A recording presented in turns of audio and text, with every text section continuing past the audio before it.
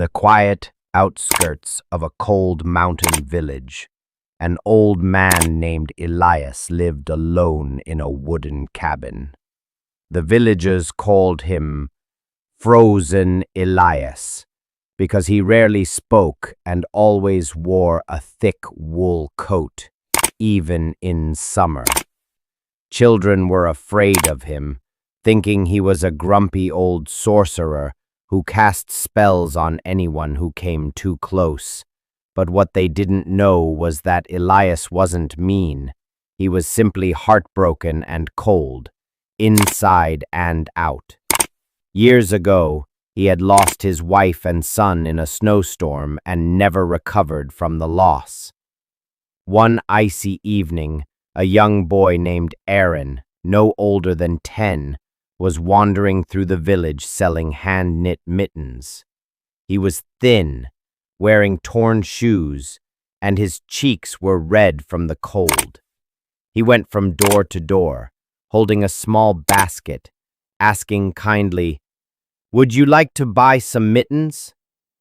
Most doors slammed in his face, and a few gave him a coin out of pity, but nobody really noticed him, until he knocked on Elias's door. Elias opened the door slowly, expecting a delivery or perhaps a villager complaining about smoke from his chimney. Instead, he saw Aaron standing there, smiling despite the freezing wind blowing in his face. "Would you like to buy a pair of mittens, sir?" Aaron asked cheerfully. Elias looked at the boy's trembling hands and his torn socks peeking from his shoes. Without a word, Elias opened the door wider and gestured for Aaron to come in.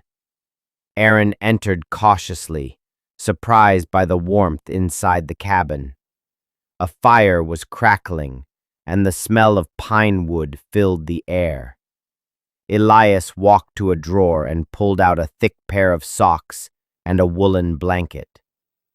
"Sit," he said gruffly, placing the items on a chair next to Aaron. Aaron's eyes lit up, and he whispered, "Thank you, sir." Elias made some hot soup and poured it into a wooden bowl for Aaron.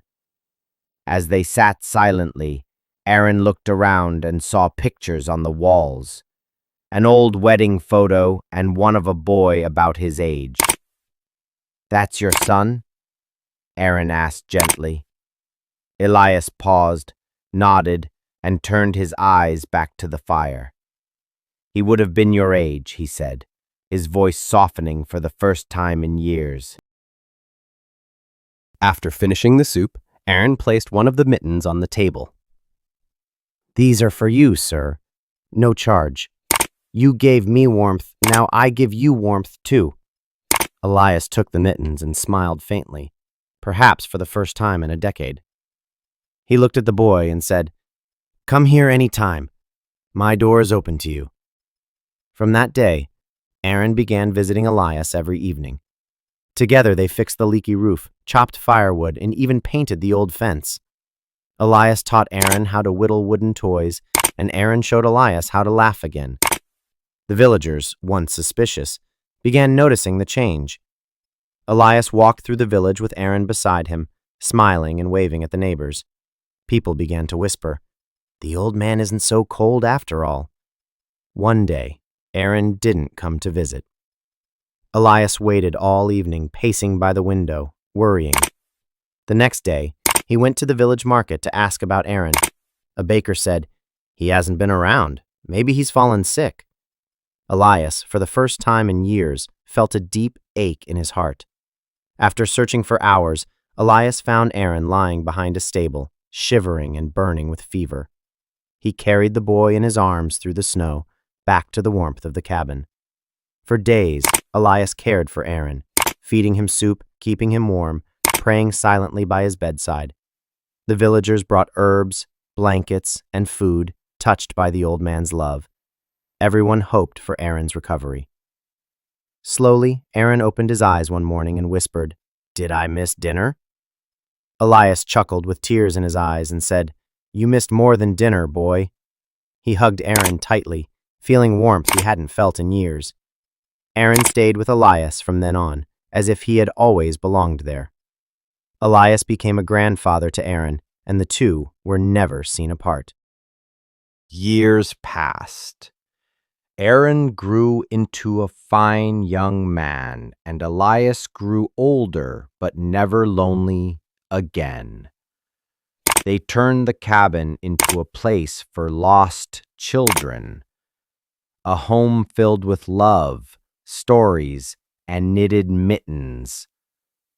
People from faraway villages sent donations and letters thanking the warm house on the hill. Elias passed peacefully one winter, holding Aaron's hand, a smile on his face. In his will, he left everything to Aaron to continue the kindness he once received. Aaron continued the legacy. He never stopped making mittens, soup, and space for those in need. Every child who came through the door found more than shelter. They found a family. And whenever a mitten was placed on a small hand, Aaron whispered, "This brings warmth, just like he gave me." The villagers no longer remembered frozen Elias. They remembered Elias the kind, and the warmth he gave still echoed in every smile, every fire, every mitten. Moral of the story: one small act of kindness can melt years of loneliness and change lives forever.